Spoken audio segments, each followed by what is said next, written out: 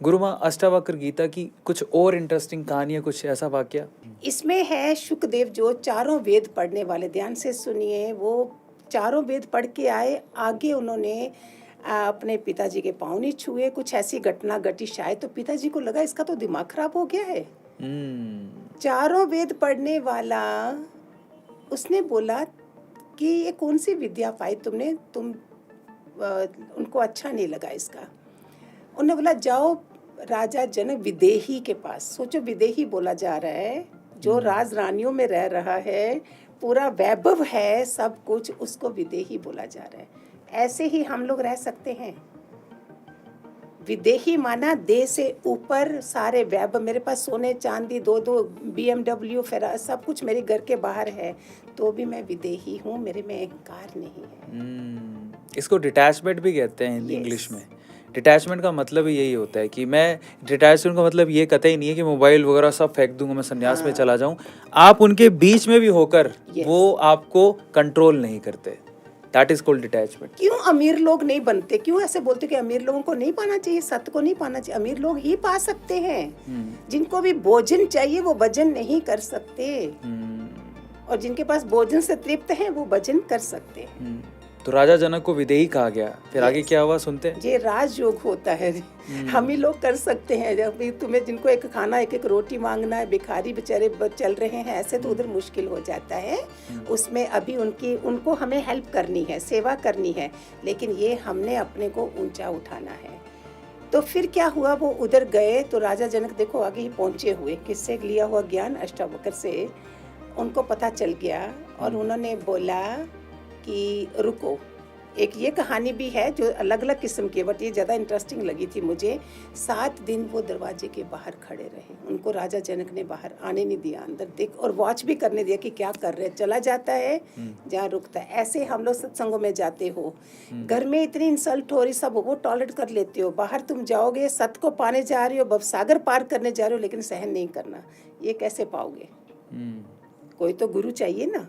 मैंने आज भी कहीं पढ़ा था, जितनी भी कुछ कर लो, जब तक सत्पुरुष नहीं है उसकी कृपा के बिना सफल नहीं होवोगे। तो किसको गेट के बाहर रोका था? शुकदेव को। अच्छा, जो 4 वेदों को पढ़ चुका था। 4 वेदों को पढ़ के आए। फिर 7वें दिन उनको बोला अभी आइए अंदर। देखा फेस पे कोई फर्क नहीं पड़ा है। जब अंदर आए तो शुकदेव है, वो एक लंगोटधारी थे, और ये इतने महलों में रहने वाले, लेकिन नाच गाने में भी बैठे हैं, सब कुछ है, तो उनका ना मन चल रहा था, ये क्या मतलब है, मुझे क्या देगा? मैं तो गुरुकुल से होके 4 वेद पढ़ के आया हूँ।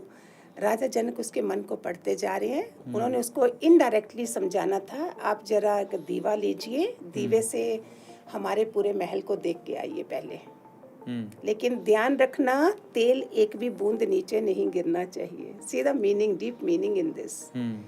ऐसे ही उन्होंने पूरा महल देखा, और फिर जब देख के आए तो राजा जनक बोलते देख लिया? बोलते खाक देखा, मेरा ध्यान तो उसके ऊपर था कि तेल की बूंद नहीं गिरे।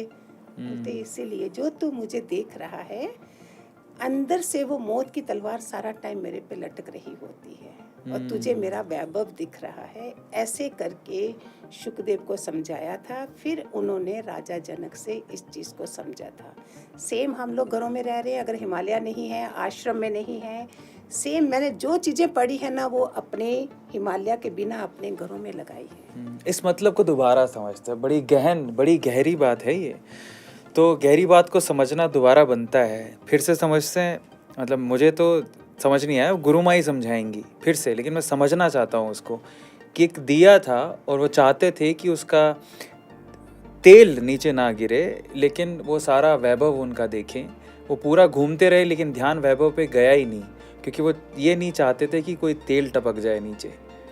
लेकिन उसे सीखने को क्या मिला? मतलब क्या क्या मतलब वो रीजन था? राजा को देख रहे हैं कि ये तो कौन है, ये तो ऑर्डिनरी रह रहा है, ये तो अंदर की बात होती है ना। तो उसने देखा ये तो पूरा संसारी है, वैभवशाली है, पैसा है, उसमें घूम रहा है, मुझे क्या देगा? तो उसने सिखाना था कि जो तुम, मेरा तो फर्ज बनता है, मैं राजा हूँ, मैं नाच गाने में भी उसमें भी बैठूंगा, सब करूंगा, पूरा राज्य चलाऊंगा, लेकिन मेरे को वो मौत की तलवार हमेशा याद है, इसीलिए मेरे को ये चीजें अफेक्ट नहीं करती कि एक दिन हमने छोड़ के जाना है।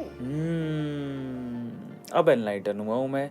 मतलब ये है कि हम भूल ही जाते हैं कि ये जो धरती पे हम लोग आए हैं, बेसिकली हमारा एक सर्टेन चीज़ लेकर आए हैं, वो है मृत्यु। कब मर जाएं पता नहीं, लेकिन हम पैदा होते हैं उस चीज़ को भूल जाते हैं और भुला भी दिए जाते हैं, क्योंकि दुनिया ही ऐसी है जो मृत्यु को याद नहीं करने देती। आपको याद होगा, आपके घर के सामने से कोई शव यात्रा भी निकलती है तो मम्मी आपको अंदर डाल देती कि ये तो नहीं दिखाना अपने बच्चे को। मृत्यु के साक्षात दर्शन भी नहीं करवाए जाते।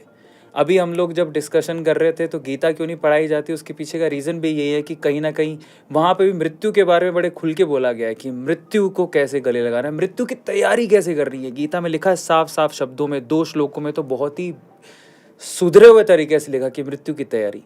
लेकिन सुनने में कितना अजीब लगता है कि कोई पैदा होके बर्थडे बना रहा है, केक काट रहा है, उसको मृत्यु की तैयारी थोड़ी करवाएंगे। स्कूलों में थोड़ी होती है मृत्यु की तैयारी, इसी वजह से तो डर लगता है। लेकिन जिसको ये आभास हो कि मेरे अगले पल का भी पता नहीं है, वो सजगता से जिएगा। वो अटैच होके भी अटैच नहीं है, वो उसके पास चीज़ें होने के बावजूद भी वो अटैच नहीं होगा, डिटैच्ड होगा, वो विदेही होगा। यही मतलब था उसका। तो जो जनक को पता था कि मेरी मृत्यु कब हो जाए मुझे पता नहीं, ये मतलब था उसका, मेरे को जितना समझ में आया। मैं गुरुमा ठीक बोल रहा हूँ? इसीलिए कई संतों ने बोला है जो मरघट है ना, शमशान, ये वाला जो हमारा बीच सिटी में होना चाहिए, ना कि दूर कोने में होना चाहिए। लोगों को याद तो आए कि असली घर उधर जाना है हमने। फिर तुम गलत कर्म तो नहीं करोगे, अहंकार तो नहीं करोगे। अकड़ किस बात की प्यारे, एक दिन जाना है ना घोड़ा है ना गाड़ी है, वहाँ पैदल ही जाना है। जब ये याद रहेगा, जो टाइम अभी आ रहे हैं, निमाना बन जाइए, हम्बल बन जाइए। कोई कुछ नहीं तुम्हारा खाएगा अनलेस आपने उसका खाया है। इससे लॉ ऑफ कर्मा है, इसमें आप ऐसे ही रोते रहोगे तो ये तुम्हारे पास चॉइस है।